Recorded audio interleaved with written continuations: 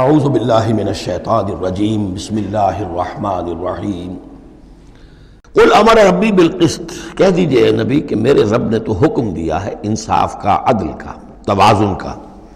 وَأَقِيمُوا وُجُوهَكُمْ عِنْدَ كُلِّ مَسْجِدٍ، اور اپنے رخ سیدھے کر لیا کرو ہر نماز کے وقت۔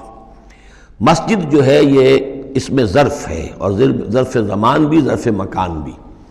مسجد سجدے کی جگہ بھی مسجد ہے، اور سجدے کا وقت جو ہے ظرف زمان وہ بھی مسجد ہے۔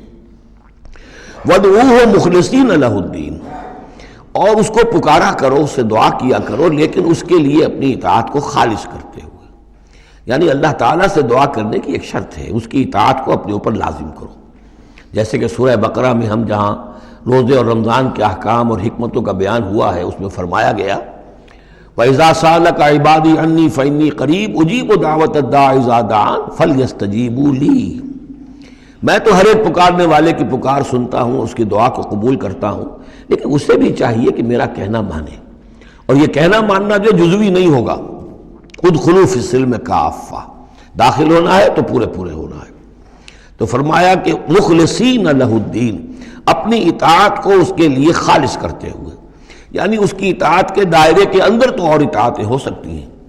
والدین کا حکم آپ مان لیجئے جس میں کہ اللہ کی معصیت نہ ہو، اساتذہ کا حکم، حکام کا حکم جس میں اللہ تعالیٰ کے کسی حکم کی نفی نہ ہو رہی ہو، وہ ساری اطاعتیں اپنی جگہ پر ہوں گی، لیکن لا طاعۃ لمخلوق فی معصیت الخالق، مخلوق میں سے کسی کی اطاعت نہیں کی جائے گی جس میں خالق کی معصیت لازم آ رہی ہو۔ وَادْعُوهُ مُخْلِصِينَ لَهُ الدِّينَ كَمَا بَدَأَكُمْ تَعُودُونَ، جیسے اس نے تمہیں پہلے پیدا کیا تھا اسی طرح تمہارا اعادہ ہو جائے گا، تم دوبارہ بھی پیدا ہو جاؤ گے۔ فَرِيقًا هَدَىٰ، ایک گروہ وہ ہے کہ جس کو اللہ نے ہدایت دے دی ہے، وَفَرِيقًا حَقَّ عَلَيْهِمُ الضَّلَالَةُ، اور ایک گروہ وہ ہے کہ جس کے اوپر گمراہی مسلط ہو چکی ہے، جس کے حق میں گمراہی ثابت ہو چکی ہے، یعنی ان کی روش کی وجہ سے، ان کی ضد، ان کی ہٹ دھرمی، ان کے تعصب، ان کے حسد، ان کے تکبر کی وجہ سے اب وہ مستحق ہو چکے ہیں۔ حق علیہم الضلالہ انہم اتخذوا الشیاطین اولیاء، اور یہ اس لیے کہ انہوں نے شیطانوں کو اپنا رفیق اور ساتھی بنایا، من دون اللہ، اللہ کو چھوڑ کر، ویحسبون انہم مہتدون، اور سمجھتے یہ ہیں کہ ہم بہت ہدایت پر ہیں، سیدھے راہ پر ہیں۔ یا بنی آدم خذوا زینتکم عند کل مسجد، دوبارہ پھر اے آدم کی اولاد اپنی زینت لے لیا کرو۔ خذوا زینتکم، یعنی لباس جو ہے جس کو کہا گیا ریشہ تمہارے لیے آرائش ہے، یہ تمہاری لیے زینت ہے، اللہ نے اتارا ہے اپنی آرائش کا سامان، اور یہ کہ نماز کے لیے جب انسان آئے تو اچھا لباس پہن کر آئے۔ ہمارے ہاں عام طور پر الٹی روش چلتی ہے، دفتر جا رہے ہیں تو وہ بہت اچھا لباس ہے، مسجد جا رہے ہیں تو وہ چاہے میلے کپڑے پہن کے چلے گئے، لیکن یہاں اللہ تعالیٰ فرما رہا ہے یہ نہیں، میرے پاس آتے ہو، میرے دربار میں آتے ہو تو اچھا لباس پہن کر آؤ۔ یا بنی آدم خذوا زینتکم عند کل مسجد وکلوا واشربوا ولا تسرفوا، اور کھاؤ پیو اور اسراف نہ کرو۔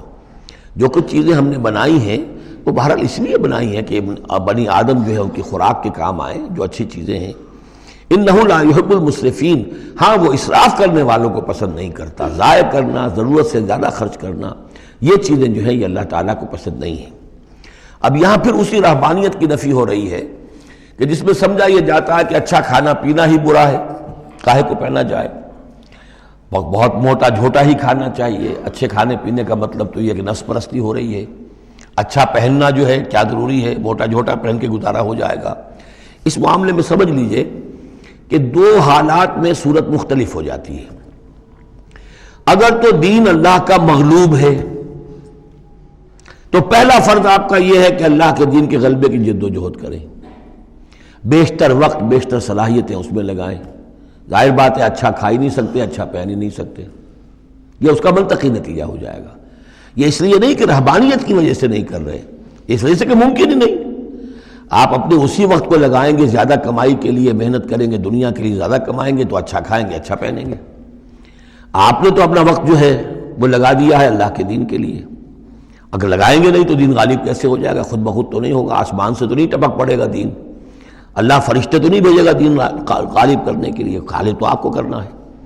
لہذا اس صورت میں تو نیچرل یہ ہو جاتا ہے کہ پھر کم سے کم کرو، کم سے کم کرو، کم سے کم کرو، اپنے معیار زندگی کو اور نیچے لاؤ اور نیچے لاؤ اور نیچے لاؤ، تاکہ زیادہ سے زیادہ وقت، زیادہ سے زیادہ اپنی صلاحیتیں، زیادہ سے زیادہ اوقات، زیادہ سے زیادہ اپنے وسائل کو آپ فارغ کر سکیں اللہ کے دین کے لیے۔ لیکن اس حالت میں یہ جو ہوتا ہے یہ کسی رہبانیت کی وجہ سے نہیں ہے، جیسے کہ صحابہ کرام نے سختیاں جھیلی، بھوک برداشت کی، گھر بار چھوڑے، لیکن وہ کسی رہبانیت کے نظریے کے تحت نہیں تھے۔ وہ ایک مثبت جہادی نظریہ ہے، جد و جہد، انقلابی جد و جہد۔ اور اس انقلابی جد و جہد میں تو دنیا میں جو بھی کوئی آئی ہے پارٹی، ریولوشنری پارٹی، اسے یہ سختیاں جھیلنی پڑی ہیں، چاہے وہ کمیونسٹ ہو یا کوئی اور ہو۔ انقلاب تو اس کے بغیر آتا ہی نہیں ہے۔ البتہ اگر دین غالب ہو گیا، قائم ہے، اب گویا کہ جو ریاست ہے، اسلامی ریاست ہے، نظام خلافت ہے، اب آگے دین کو پھیلانا اور عام کرنا اور مزید اس کے غلبے کی جد و جہد کی توسیع جو ہے یہ ریاست کے ذمہ آ گئی۔ ریاست جو بھی اپنے شہریوں کے اوپر اس کے لیے بوجھ ڈالتی ہے، جو ٹیکس ڈالتی ہے، یا جو بھی والنٹیئرز مانگتی ہے، یہ لڑائی جو ہے ڈرافٹنگ کرتی ہے، وہ ٹھیک ہے، اس کے مطابق اگر اسے چاہیے 10,000 آدمی نکل آئے، باقی کی طرف سے یہ فرض کفایہ ادا ہو گیا۔ ریاست کے قائم ہونے کی شکل میں صورتحال بدل جاتی ہے۔ اب آپ اپنے گھر میں رہے، جو وقت آپ کے پاس ہے آپ اچھا کمائیں، اچھا کھائیں، اچھا پہنیں، کوئی حرج نہیں۔ آپ اپنے بچوں کو بھی اچھا کھلائیں، حلال سے کمائیں، اچھا کھلائیں۔ کوئی اسی طریقے سے کوئی آپ کو علمی کوئی آپ کا پرسوٹس ہیں، ایکیڈیمک پرسوٹس ہیں، ان میں لگے، یا یہ کہ اگر آپ نوافل میں لگنا چاہتے ہیں نفل پڑھیں اور اس کے ترقی جو ہے، اپنی روحانی ترقی جو ہے وہ تقرب بالنوافل کے ذریعے سے کرتے چلے جائیں۔ تو یہ تینوں راستے جو ہیں انسان کے لیے کھلے ہوں گے۔ کب؟ جبکہ دین غالب ہو۔ اس بنیادی بات کو بھی لوگوں نے سمجھا ہے، اس لیے وہ رہتے ہیں کنفیوژن میں۔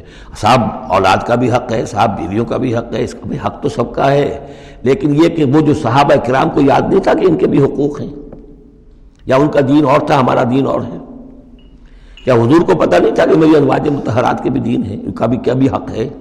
انہوں نے ذرا اپنے نفقے کے اندر اضافے کا مطالبہ کیا تو گویا کہ ایلا کا معاملہ کر لیا، گویا کہ طلاق کی دھمکی دے دی۔ یہ کیوں ہوا؟ کیا ان کے جو خاندان والے تھے ان کا حق نہیں تھا؟ ان کو وہ چھوڑ کر آ گئے مکے میں اور بھیڑیوں کے حوالے کر کے آ گئے، گویا کہ قریش کے سرداروں کے حوالے ان کے رحم و کرم پر چھوڑ کر آ گئے نا مدینے، جن کو ہجرت کا حکم ملا ہے۔ یہ ساری چیز دین میں یہ ہے، دو شکلیں مختلف۔ ایک ہے دین مغلوب ہے تو پہلا فرض ہے یہ کہ دین کو غالب کرنے کی جد و جہد کرو، ایک جماعتی زندگی کے اندر منسلک ہو کر تن من دھن، ان صلاتی و نسکی و مایایا و مماتی للہ رب العالمین، کم سے کم نکالو اپنے لیے، کم سے کم۔ اب ظاہر بات ہے اس میں تو پھر کم سے کم پر ہی گزارا کرنا ہوگا، صرف سبسسٹنس لیول جس کو کہا جائے، اپنے آپ کو برقرار رکھنے کے لیے، تاکہ جسم اور جان کا رشتہ تعلق جو ہے برقرار رہے، کام کر سکے آدمی۔ ہاں جب دین غالب ہو جائے اب مسئلہ بالکل مختلف ہو گیا ہے، اب ریاست ہے اور ریاست نے اپنی فوجیں بھی رکھی ہوئی ہیں، جو بھی ذرائع ہیں۔ ہاں جب بھی ضرورت ہوگی وہ شہریوں کو بلائے گی، اس وقت حاضر ہونا فرض ہو جائے گا، لیکن ورنہ عام حالات میں ریاست اس فرائض کو ادا کر رہی ہے۔ مزید توسیع دعوت دین کی اور غلبہ دین کی وہ ریاست کے ذمہ ہے، اسلامی ریاست ہے، نظام خلافت ہے۔ اب آپ جو ہے انڈیویجولز کی حیثیت سے اپنے کاروبار میں لگ جائیں، یا کوئی شخص اپنی روحانی ترقی میں لگ جائے، کوئی شخص یہ کہ دولت زیادہ سے زیادہ کمائے اور وہ اس کو ثواب کے کاموں میں صرف کرے، کوئی شخص جو ہے کسی سائنس میں، کسی اور شعبے میں اسے علمی دلچسپی ہو جائے، تحقیق کے کاموں میں، سارے راستے کھلے ہوں گے۔ اس صورت میں اچھا کھانا، اچھا پہننا کوئی حرام شے نہیں، تو جبکہ رہبانیت اس حالت میں بھی اس کے لیے کوئی گنجائش نہیں چھوڑتی، تو یہاں اس کی نفی کی جا رہی ہے اس رہبانیت کے نظریے کی۔ قل من حرم زینت اللہ التی اخرج لعبادہ، کہیے ان سے پوچھئے کس نے حرام کی ہے وہ زینت جو اللہ نے نکالی ہے اپنے بندوں کے لیے، والطیبات من الرزق، اور کس نے حرام کیے ہیں پاکیزہ کھانے کی چیزیں۔ قل ہی للذین آمنوا فی الحیات الدنیا، کہہ دیجئے یہ تمام چیزیں دنیا کی زندگی میں بھی اللہ تعالیٰ نے تو اہل ایمان ہی کے لیے بنائی ہیں، خالصتاً یوم القیامہ۔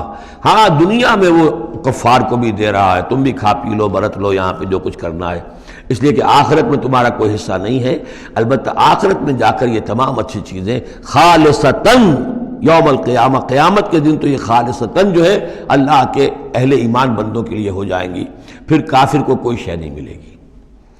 کذالک نفصل الآیات، اس طرح ہم اپنی آیات کی وضاحت کرتے ہیں، لقومی یعلمون، ان لوگوں کے لیے جو علم رکھتے ہو یا جو علم حقیقی حاصل کرنا چاہیں۔ صدق اللہ العظیم.